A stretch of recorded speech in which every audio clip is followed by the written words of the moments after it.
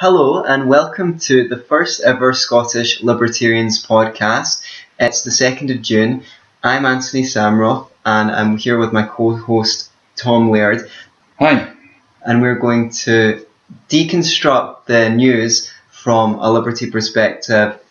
We're going to have to, I think in future, if we're going to have a great day like it is outside, we're going to have to figure out some way of doing an outside podcast so I can enjoy the great weather while I'm pontificating. So very rare to have such good weather in Scotland. Yeah. So let's hopefully we're not going to do that American thing where we use each other's name every 2 seconds. You know, like go, well, Antony, what do you think of that? Well, Tom. Could you tell us what you think of this? Well, Antony, I'm glad you asked. Okay, so I think we're going to kick off with the cigarettes sort of fiasco. It's getting worse and worse. I mean, I'm not a smoker. Personally, I can't stand it, but I'm all for everybody else's right to do it if they want. And the latest fit of madness from the government is they're going to, for some bizarre reason known only to themselves, they're going to ban... was it 10 packs? Yeah, they're going to ban 10 packs and small pouches of tobacco. You know that expression, smoke 'em if you got 'em? Yeah, I've heard it.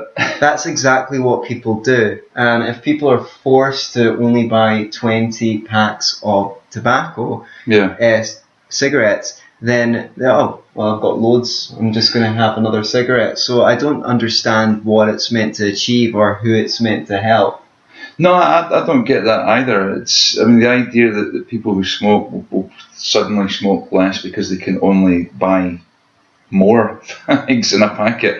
I don't smoke, so I guess I don't know. But in terms of drinking, I go to a pub that serves only schooners, so it's like a half pint. But they used to serve pints, and from their point of view, I don't know what their thinking was, but it's not good for them. It's actually good for me because I actually drink less with the smaller schooner because it's a psychological thing. I look at the glass and because there's less in it, I drink slower because I kind of want to preserve what I've got. Where it was a pint, I used to just neck it down.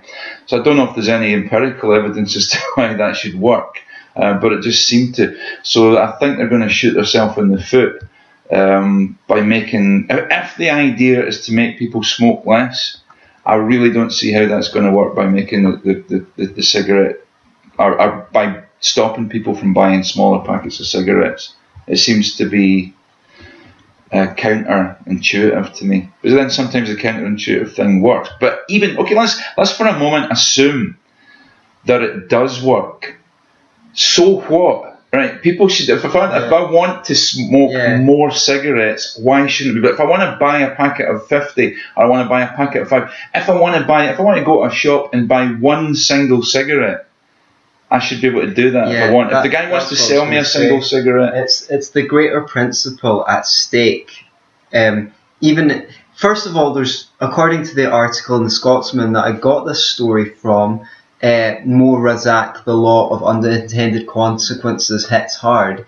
No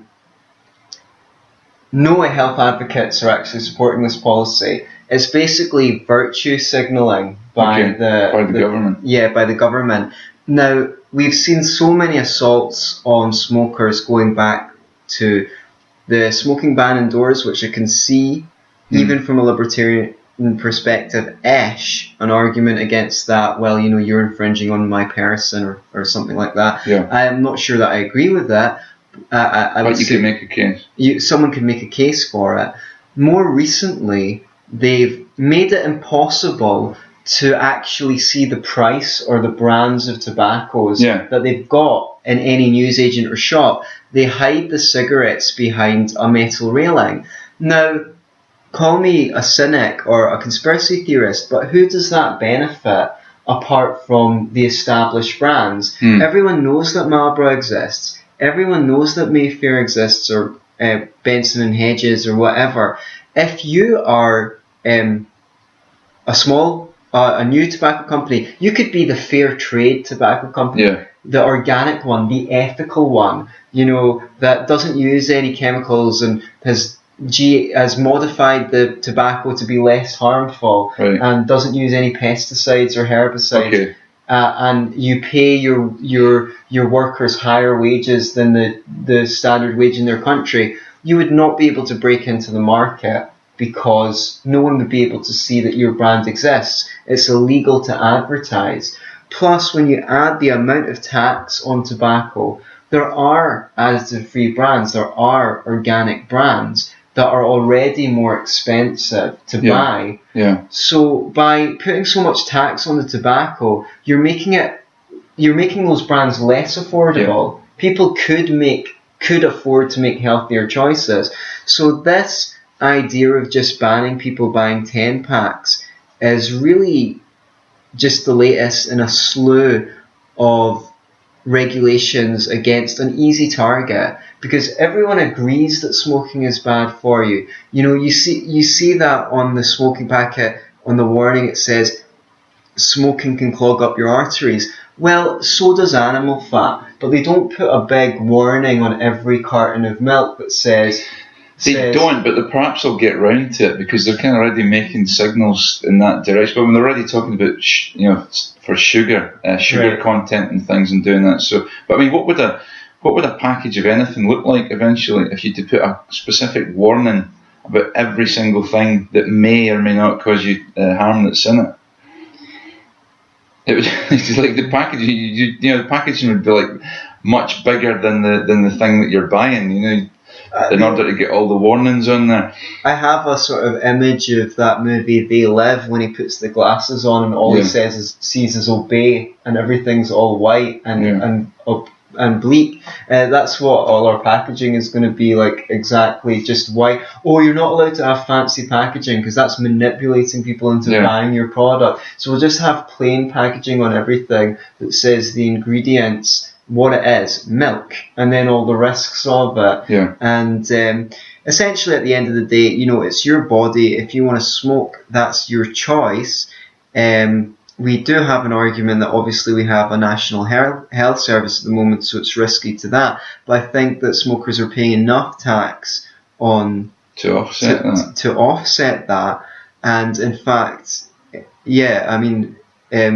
there's lots of things that we could be taxing, we could be putting in plain packaging and so forth, but tobacco is just an easy target. Doesn't it also mean an unintended consequence of this could be people will go back to, it was happening for a while already. People were getting black market cigarettes from, van loads of cigarettes were coming in from the EU and from further afield, where people could buy them cheaply and sell them here.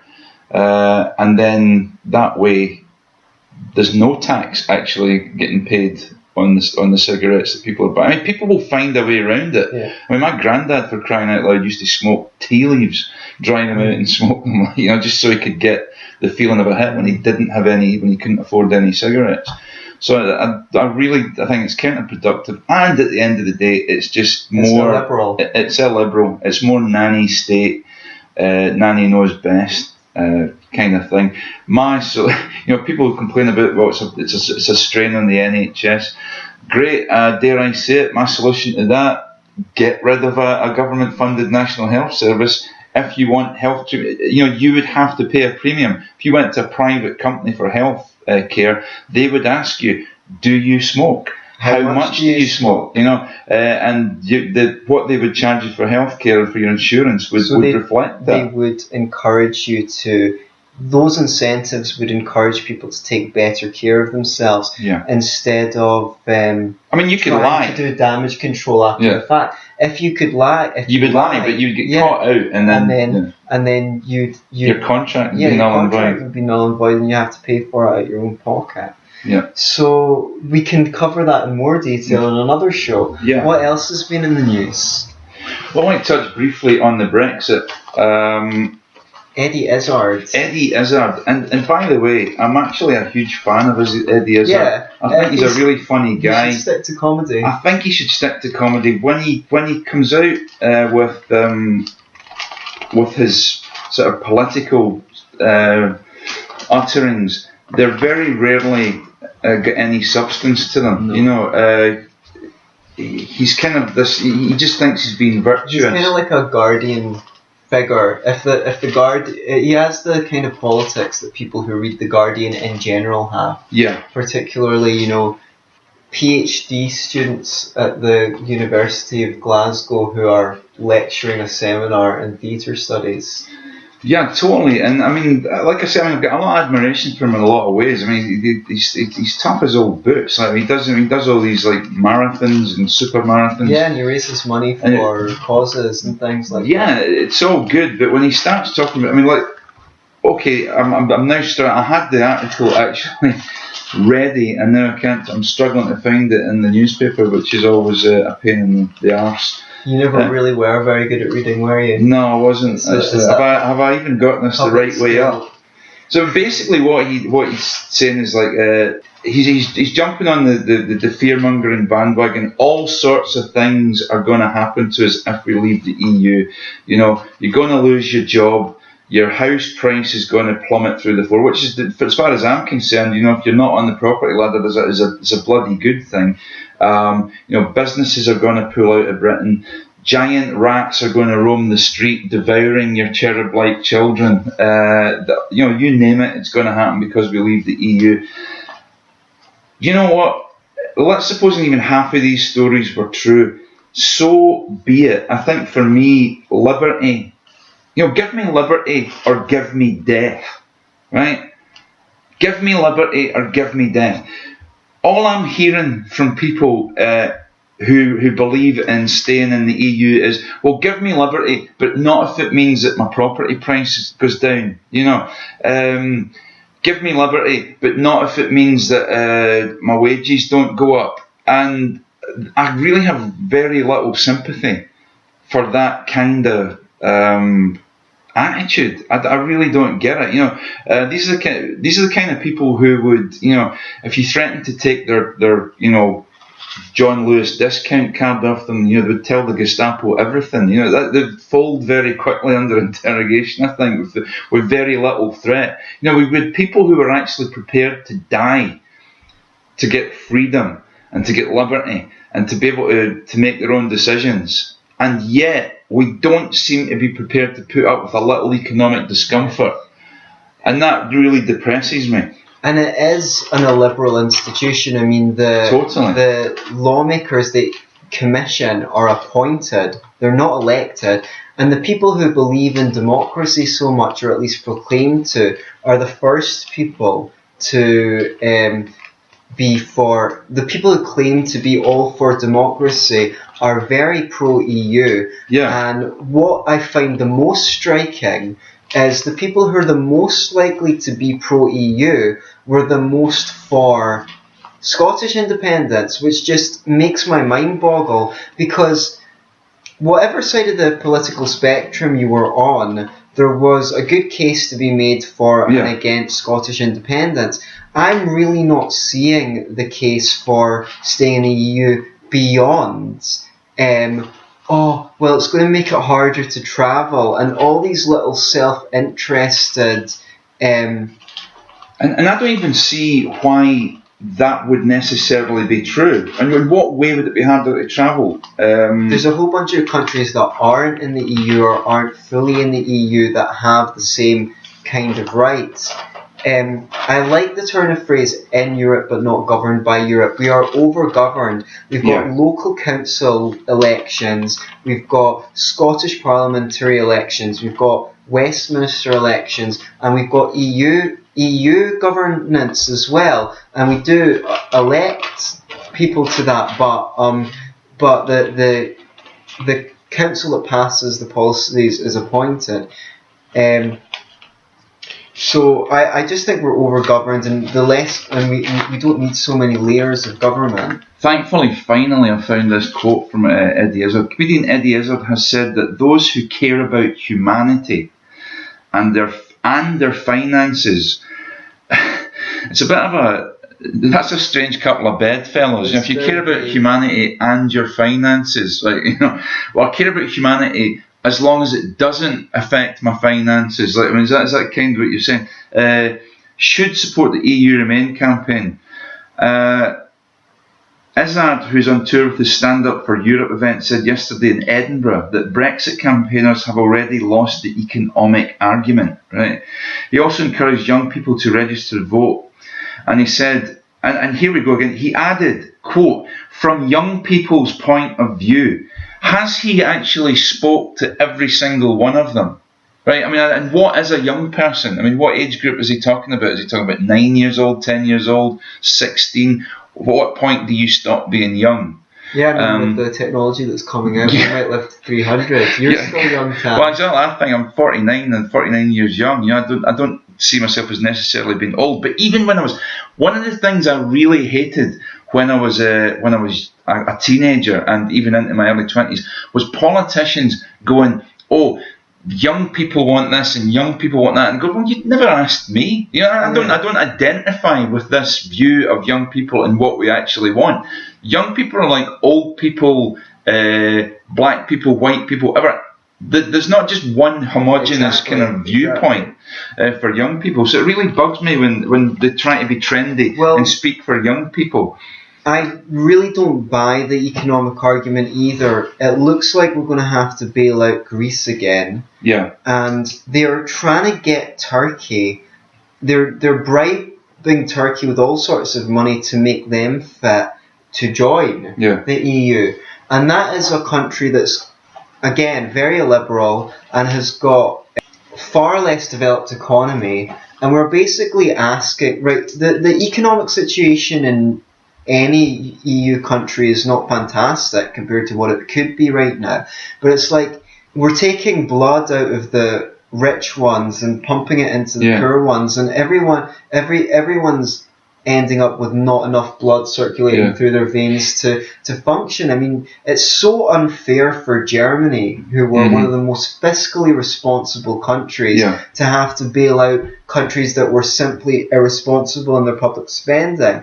Today I was going down the street and the Scottish Socialist Party were out in force with, I couldn't believe it, man. Their signs said things like, vote to stay in the EU to change it from within, vote to stay in the EU to make it better, and stuff like that. And obviously these were the same people who were campaigning to get out of the British Union. Yeah. So what is this idea of staying in an irrational, irresponsible, undemocratic institution to change it from within? I mean, it's like going to joining the mafia to try and change it into a charity. It's like, you come to the Don and say, Don, I know you've got all these charity works that you do, as fronts for our money laundering business. Yeah. But could we please do a little bit less of the money laundering and a little bit more of the charity work that we do to launder the money, Yeah, good luck with that one. Yeah, exactly. And even historically, you look at somebody like Martin Luther. Martin Luther tried to reform the Roman Catholic Church from within. That's what he tried to do. He had no intentions of actually causing a split and leaving it. He thought, all I have to do is come up with these 99 theses, nail them to the Wittenberg door, and, everybody from the Pope down will go, hey, Martin, those are some pretty snazzy ideas you've got there. We really take your point and we take it on board. Let's do that. No, they just kicked him out in the end and carried on doing what they were doing because that's just what they do. So I think this idea of changing the EU from within is just nonsensical. I propose a solution though. Why don't people who want to be members of the EU be members individually? That's such a great idea. And you can have your little red passport, and you can, when you're on holiday, you can laugh at me standing in the queue for the non-EU members, That's right? such a great idea. And you can just be waved through. Well, I'll have to go through the entire boring 20-minute or half-an-hour process of filling out a form and being asked a couple of questions because they want to get me into the country to spend my money anyway. But yeah, you can have your little red passport. You can be a member of the EU and get all the quotes benefits of being in the EU, and you can pay, including the taxes. And I can get my little blue passport for a Scottish passport and not be a member of the EU, and and I can get the penalties and the benefits of not being in the EU, and then everybody, it's all consensual. It's all voluntary. I don't force you not to be a member of the EU, and you don't force me to be a member. I would think that's a great idea. I mean, we do it with all sorts of other institutions. I'd sign on to that. Yeah, so would I. Yeah. So are we done with the, have you got anything EU to say nonsense? I'm done with the EU. Sadly, it seems that a lot of EU people isn't done with us. And do you know what? I almost never vote, but I'm voting out. Yeah, and this is the first time I've voted in like 10 years. And just briefly on the EU Brexit thing, I think it's bizarre to see the SNP and UKIP just simply swap scripts on this. You know, UKIP were telling us that independence and self-determination were a bad idea, and it's always better to remain together and be part of a greater economic union for the benefit of all. Now, apparently, they're telling us that independence is a great idea. And you should be self-determining, and you shouldn't be part of a greater economic union. You don't need it. You can stand on your own 2 feet. The SNP, conversely, have spent the last 30 years telling us that independence is a fantastic idea. Now they're telling us that independence is an insane idea, roughly equivalent to sticking your cock in a toaster. So, I don't know what happened there. At what point they just simply swapped scripts. But it's the worst kind of Orwellian doublethink, and I don't understand it. Perhaps somebody out there who's listening to this podcast could probably try and make a decent fist of explaining why those two parties now have swapped scripts and are now arguing each other's cases. Does this now mean that the SNP are a right-wing party and that UKIP are a left-wing party? I really don't know. It's probably a meaningless concept in terms of the whole Brexit campaign. Yeah. But anyway, you've got one more story. One more story. Okay, this is the story of the little boy Liam. This is the story all about. Yeah. This is just sorry, it's sounding like a rat. It's a bit inappropriate, but let's go on with it. The little boy killed by his parents, Rachel Trelfa, 31, and her partner Naomi Thee, 39, were looking after this little boy. One of them, I think, was the natural parent, and the other one was the partner of the said natural parent. And they subjected this kid to a torrent of horrific physical abuse until eventually he died of it. And now Nicola Sturgeon's waded into it and said that it's obviously it is shocking and horrific, but she's I think the SNP are going to use this as a further backup and a further reason as to why their named person legislation is a good thing and it should go ahead. However, it's worth pointing out that a pilot scheme, the Scottish Government's planned named person initiative, was running in Fife when this little boy died. So it didn't actually prevent this, even though the named person scheme was up and running in Fife. So I think what I want to touch on, what I want to ask and throw out there is, at what point, kids can't really defend themselves like an adult. They can't just walk out the door. Maybe they should be allowed to run away. Why should we return runaway kids to their parents? If the kid has run away, it's got a reason for it. If it's able to fend for itself when it runs away, then it clearly can look after itself. So why send it back to its parents? I don't know. There's all sorts of questions. But kids can't take care of themselves. At what point does the government have a responsibility to step in? How should it do it, and what should it do? Those are important questions.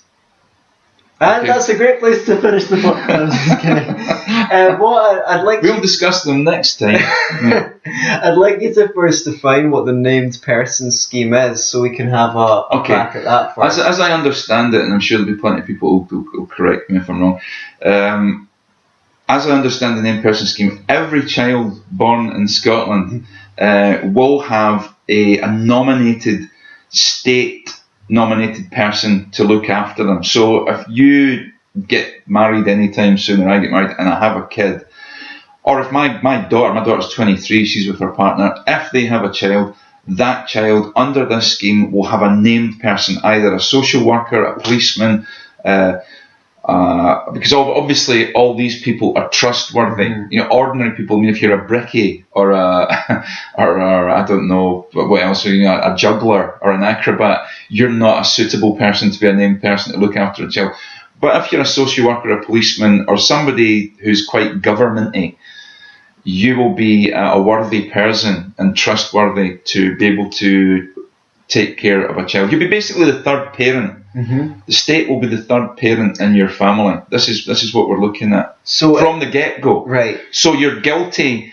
You're under suspicion from the minute that you have a child right. of being a diddler. And right. of course, on the face of it, it seems benign. It seems like, oh, we're just making sure that we have another person to look. Yeah, because don't you know it's for the children, right? Exactly. And the children are the future. Right? If the children are the future, why do we give them such rubbish education?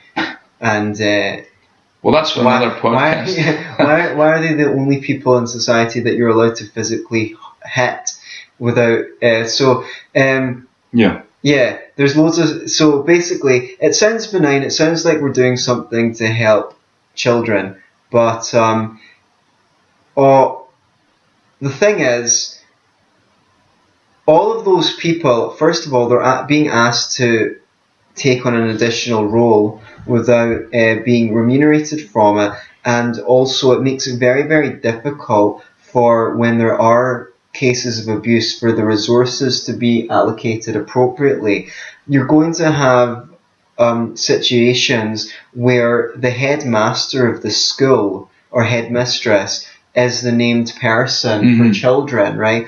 And if the parents have a problem with how that school is educating their child, if they've been unfairly treated by teachers and they're coming in and they're trying to reform, they're on the PTA and they're trying to reform the school to improve the standard of education, the teacher can actually turn around, the named person can turn around and report them to social work and say they're unscrupulous. There's all sorts of implications for this. Of course there is. I mean, there's already a school of atheistic thought, for example, that says that teaching your child about God or giving your kid some sort of religious indoctrination is a form of child abuse. That's how they would see it. Now they can make a case. That's another discussion for another time. But if you can do that, then what about political viewpoints? Yes. I mean, if you don't indoctrinate your child into libertarianism and you tell the child that the government should not be trusted, the government should always be questioned, is that a form of child abuse? Did you know that Thomas Jefferson believed that schools should do that? Thomas Jefferson believed that schools should indoctrinate kids. He was fairly libertarian on most issues, but he did believe that schools should indoctrinate children into it wasn't called libertarianism at the time. Right, but basically the school should teach children to question authority. To be libertarians. Okay. I'm not sure about that one. You can look it up.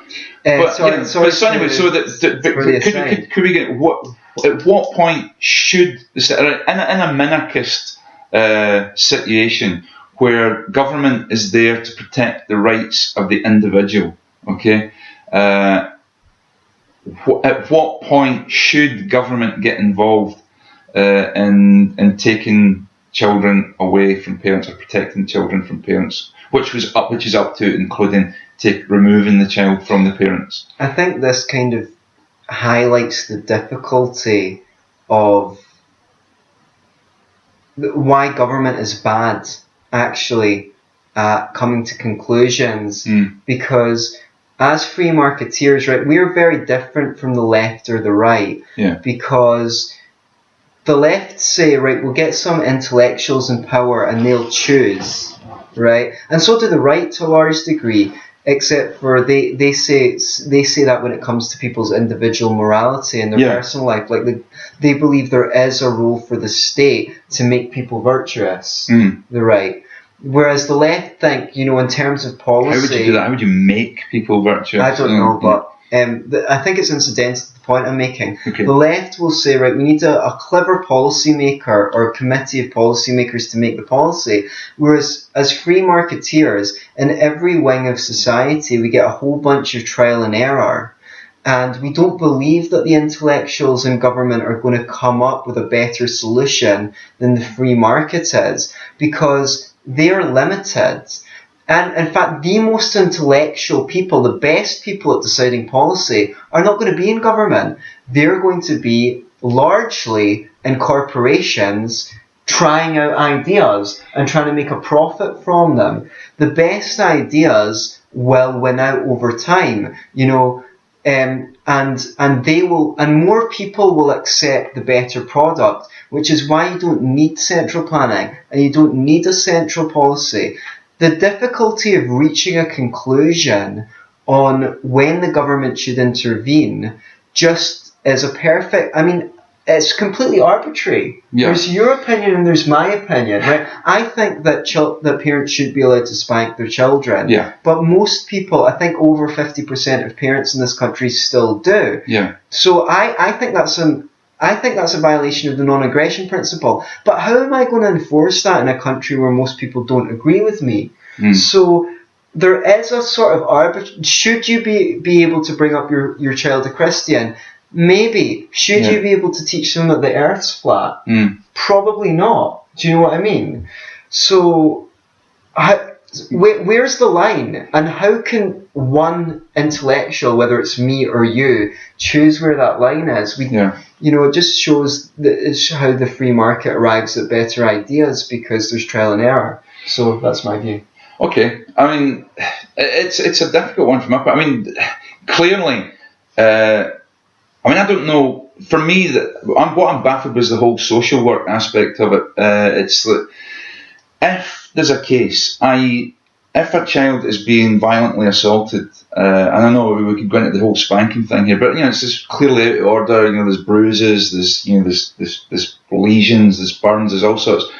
Then there's an assault taking place. Surely that's beyond social work. That's a police matter. Right. So we've already got some sort of guidelines under common law for what is assault. Yeah.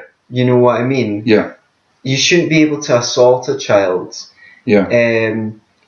I guess it would be really interesting to see if we get any comments on YouTube, on the podcast to say where other people think the line should be drawn. I think we've had quite a animated discussion. I'm really proud of this for a first episode. So it's quite that last one's quite a big subject, and it's more than even the whole 15 minutes or the whole 20 minutes could actually do justice to. But perhaps we'll maybe do a whole podcast just on that one subject at some point. So I guess people can tell us if they'd enjoy that, and we'll try and deliver. And I'd love to get some facility to be able to take a phone in as well. That'd be fantastic. That would be awesome. So let us know what you think. This is the first time we've done this. I'd like to hear if you'd like to hear more. And is there anything you'd like to say before we wrap up? Yeah, I'd just like to say, you kids be cool. Yeah, be libertarians. Don't be a lefty or a righty.